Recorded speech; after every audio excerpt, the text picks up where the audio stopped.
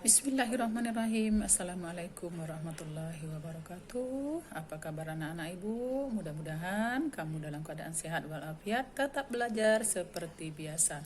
Tetap semangat ya nak. Pada hari ini kita masih buku tema 8 tentang Praja Muda Karana atau disingkat dengan Pramuka.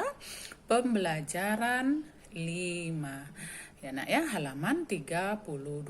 Seperti biasa, sebelumnya marilah kita berdoa bersama. Berdoa mulai.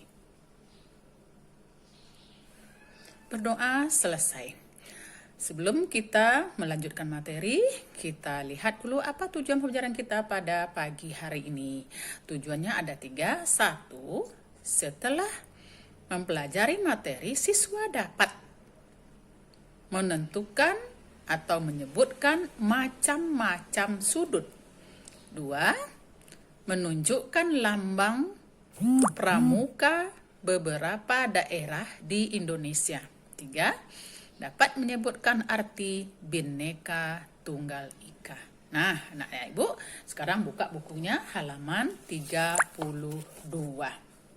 Di sini ada anggota pramuka yang menggunakan tongkat. Tongkat adalah salah satu alat yang digunakan dalam latihan pramuka. Ibu akan baca sedikit. Anggota pramuka sering menggunakan tongkat. Dalam kegiatan, tongkat sangat banyak manfaatnya. Tongkat dapat digunakan sebagai tempat memasang bendera regu. Tongkat juga dapat digunakan untuk membuat tiang bendera. Untuk mendirikan tenda juga menggunakan tongkat. Tongkat yang digunakan anggota pramuka tersebut dari bambu atau kayu dengan ujung yang tumpul. Dahulu, para pahlawan menggunakan tongkat sebagai senjata dalam peperangan. Para pahlawan menggunakan tongkat bambu dengan ujung lancip. Bambu dengan ujung lancip disebut bambu runcing. Ujung tongkat ada yang tumpul dan ada yang lancip. Dibuat sesuai dengan kebutuhan. Nah, tadi tujuan pelajaran kita yang pertama adalah dapat menyebutkan macam-macam sudut. Bentuk sudut juga beragam. Ada sudut tumpul, ada sudut lancip, ada pula sudut siku-siku. Sekarang bagaimana untuk menentukannya? Di buku juga ada. Nah, ini juga ada nak, bisa kamu pelajari juga, kamu baca di sini.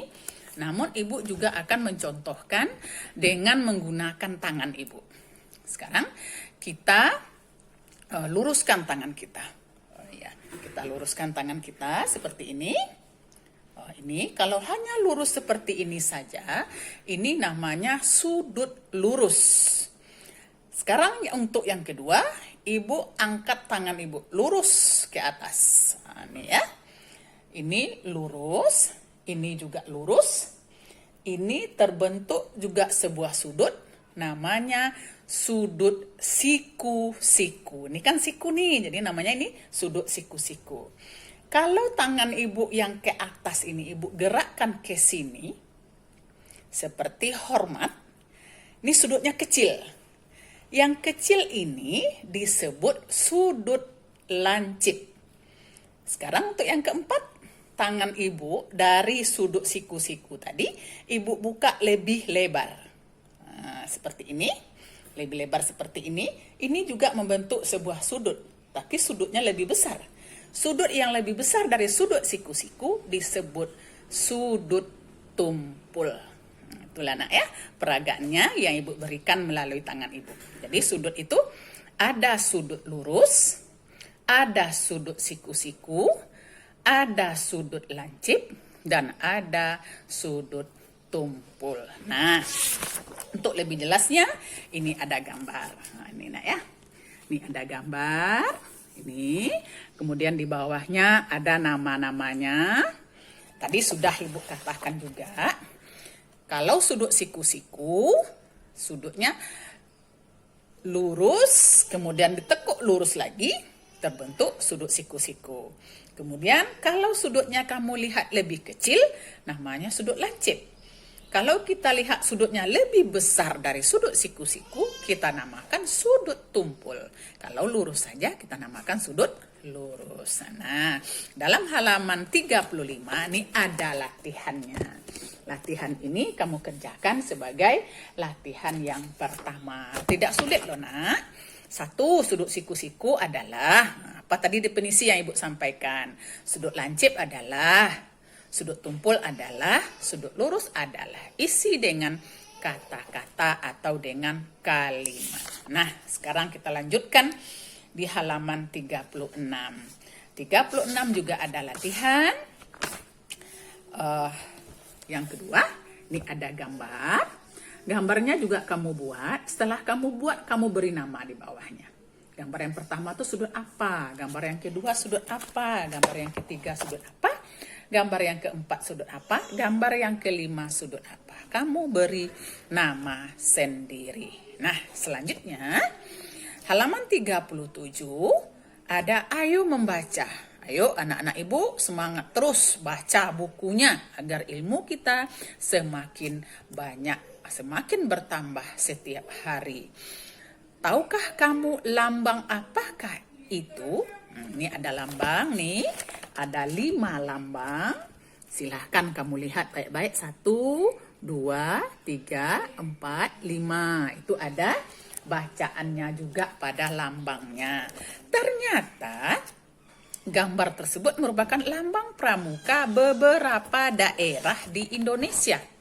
Gambar pramuka setiap daerah berbeda-beda. Keberagaman tersebut sesuai dengan keunikan dan keunggulan yang dimiliki setiap daerah. Meskipun demikian, tujuan semua anggota pramuka di Indonesia sama. Oke, kita lanjutkan sebelahnya. Keragaman lambang pramuka ini sesuai dengan semboyan negara kita. Semboyan negara kita adalah Bhinneka Tunggal Ika. Coba kita ulang lagi nak, apa semboyan negara kita?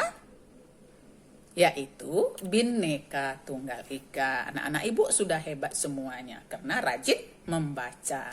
Arti kata Bhinneka adalah beraneka ragam atau berbeda-beda.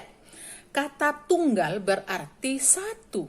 Kata ika berarti juga. Arti Bhinneka Tunggal Ika adalah berbeda-beda tetapi tetap satu juga.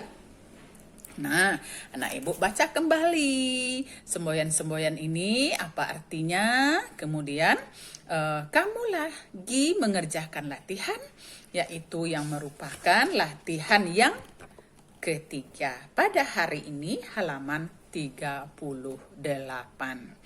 Ayo berlatih. Ini ada 5 nomor ya nak. Ya, untuk mengisi ini kamu baca kembali bacaannya, baru kamu mengerjakan latihannya.